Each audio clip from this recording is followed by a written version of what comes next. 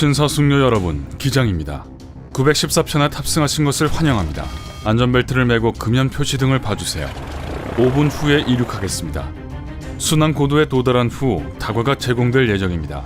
비행 시간은 37년 걸릴 겁니다. 즐거운 시간 보내세요. 만약 여러분이 다른 도시로 휴가를 갔다가 갑자기 다 같이 다른 나라로 와버린 걸 알게 된다면 어떻게 하실 건가요? 좀 더 모험적인 타입이라면 그런 계획의 변화를 심지어 즐길 수도 있겠지만 우리 대부분은 혼란스러울 거예요. 어쨌든 거의 반세기 동안을 날았다는 말을 듣는다면 아무리 무모한 모험가라도 동공이 흔들리는 걸 숨길 순 없겠죠. 1955년 7월 2일 팬아메리카 항공 914편은 뉴욕에서 플로리다의 마이애미로 가는 길이었습니다. 날씨는 화창했고 비행기에 탑승한 57명의 승객들은 플로리다의 따뜻한 해변과 야자수를 보길 고대하고 있었습니다. 비행기는 아무런 문제 없이 이륙했지만 목적지 공항에 이미 착륙했어야 할 3시간 뒤에 비행기는 어디에도 보이지 않았어요. 마이애미에 있는 관제탑의 레이더에는 접근 중인 어떠한 항공기도 보이지 않았고 전환 신호도 수신되지 않았습니다. 항공교통관제사가 뉴욕타워에 연락했을 때 그들은 당혹스러운 응답을 받았죠. 공중에서 914편이 레이더에서 그냥 사라져버렸다는 겁니다. 모든 것들이 비행기가 사라졌다는 걸 뒷받침했습니다. 레이더에서 사라진 것을 제외하고도 항공교통관제사는 무전으로 조종사와 연락할 수 없었죠. DC-4는 비행기 자체도 탑승한 사람들의 자취도 남기지 않고 갑자기 흔적도 없이 사라진 겁니다. 수사는 즉시 시작되었습니다. 비행기의 비행 경로는 대서양의 일부 지역을 통했고 비행기가 사라진 것에 대한 유일한 설명은 비행 도중에 어딘가에 추락했다는 것밖에 없어 보였죠. 구조팀이 배치되었고 해안 경비대는 바다를 조사했지만 여전히 행운은 없었습니다. 사라진 비행기의 파편 하나도 발견되지 않았어요.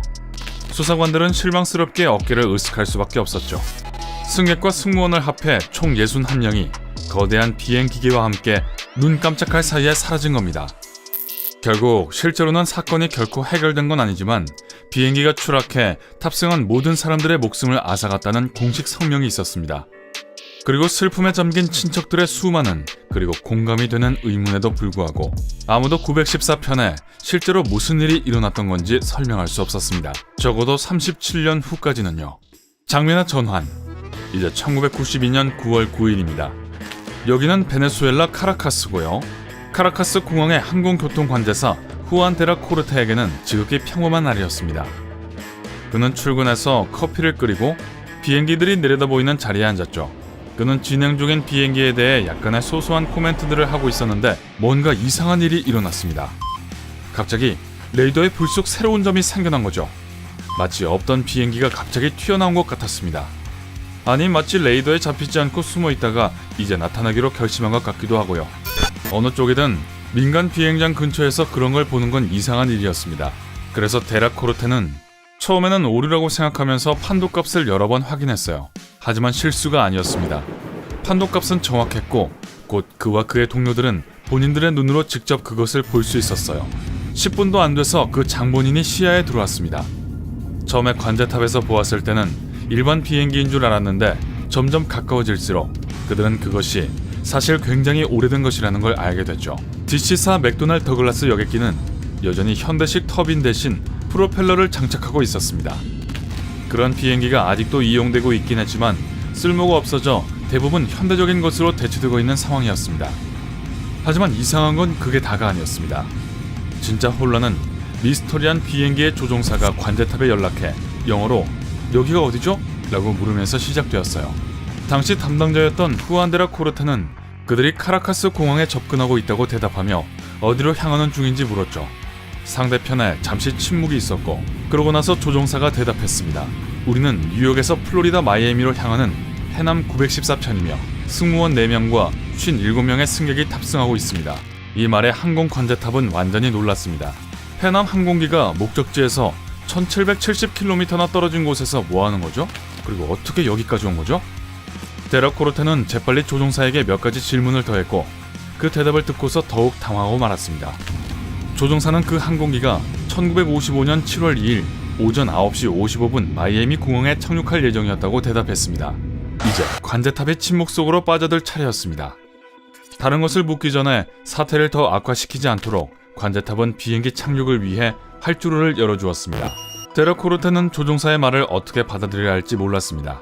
아마도 그는 자신이 미쳐가는 건가 하고 생각했을지도 모르겠지만 그건 상관없었습니다. 미스터리한 비행기에 사람들이 타고 있었기 때문이죠. 일단은 그들이 안전하게 착륙하는지 확인해야 했고, 질문은 착륙을 마치고 나면 하기로 결정했습니다. 지상부대는 비행기와 승객들을 돕기 위해 즉시 출동했고 비행기는 무사히 착륙했습니다. 조금 긴장이 풀리자 후원은 신경 쓰이는 부분들에 대해서 질문하기로 했죠. 오늘이 1992년 5월 21일인 건 아나요? 그 후에 이어진 또 한 번의 침묵은 그가 그렇게 말한 것이 큰 실수라는 걸 알려주었습니다.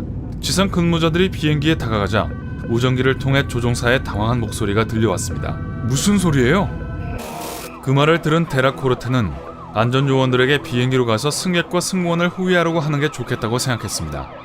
그러나 그들이 비행기에 가까이 다가가고 있을 때 조종사는 아무도 예상하지 못한 일을 했습니다. 후원은 비행기 기장의 당황스러운 목소리를 들었습니다. 아니요, 저리 가요. 우리는 지금 떠날 겁니다.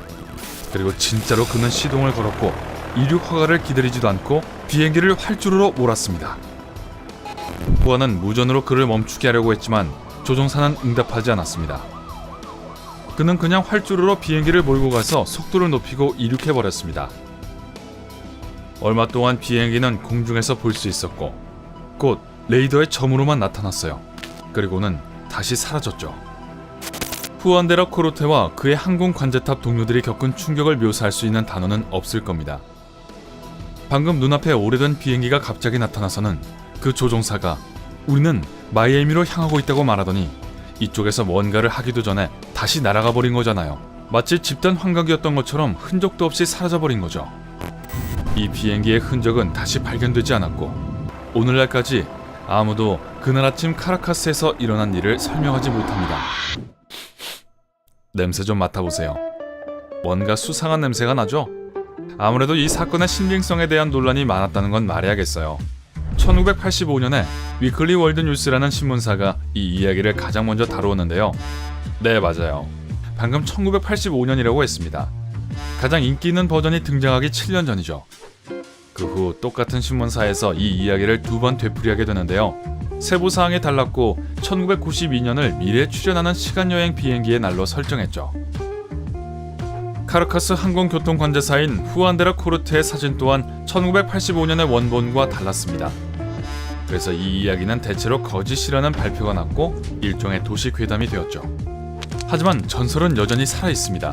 그리고 많은 자료들이 그 나름의 방법으로 그것을 다시 말해주죠. 심지어 비행기 승객들이 결국 집으로 돌아갔다고까지 말하는 사람들도 있었는데 이상하게도 37년 전의 그날보다 아무도 늙어 보이지 않았고 반면 그들이 알던 모든 사람들은 인간적인 속도로 늙어갔다고 하죠. 그들은 의사가 조종사, 승무원, 그리고 탑승객을 검사해봤지만 특이한 것은 발견하지 못했다고 말합니다. 사람들은 건강했다죠. 하지만 이 부분에서 신뢰할 만한 건 조금도 보이지 않습니다. 수십 년간의 비행에서 돌아온 61명에 대한 확실한 증거를 찾을 수 없기 때문이죠. 그러니까 간식거리가 다 떨어졌을 텐데요. 인터넷에 계속해서 떠서 초자연적 팬들의 관심을 불러일으키는 한 가지는 악명 높은 비행기가 이륙했을 때 카라카스 공항 활주로에 우연히 남긴 작은 포켓 달력입니다. 이것은 1955년의 물건이고 그 이상한 만남의 유일한 유물로 남아있다고 전해지고 있죠. 아직도 달력이 진짜라고 주장하는 사람들이 있지만요. 다시 한번 말하지만 달력에 대한 실질적인 증거는 없습니다. 뭐 누가 알겠어요. 아마도 이건 단지 과장된 이야기고 정말 도시괴담일 수도 있죠. 아니면 시간여행이 가능하다는 사실을 숨기기 위한 거대한 음모일 수도 있고요. 아마 우린 절대 알 수 없을 거예요. 찡긋찡긋. 여러분은 어떻게 생각하세요? 914편이 정말로 37년 동안 시간을 잃어버린 걸까요? 아님 단지 거짓말에 불과한 걸까요? 여러분의 의견도 댓글에 남겨주세요. 오늘 새롭게 알게 된 것이 있다면 영상에 좋아요를 누르고 친구와도 공유해주세요. 잠깐! 아직 날아가면 안 돼요. 여러분이 확인해야 할 2000개 이상의 멋진 영상이 기다리고 있습니다. 왼쪽 오른쪽 중 하나를 클릭하고 즐겁게 감상하기만 하시면 돼요. 밝은 년과 함께하세요.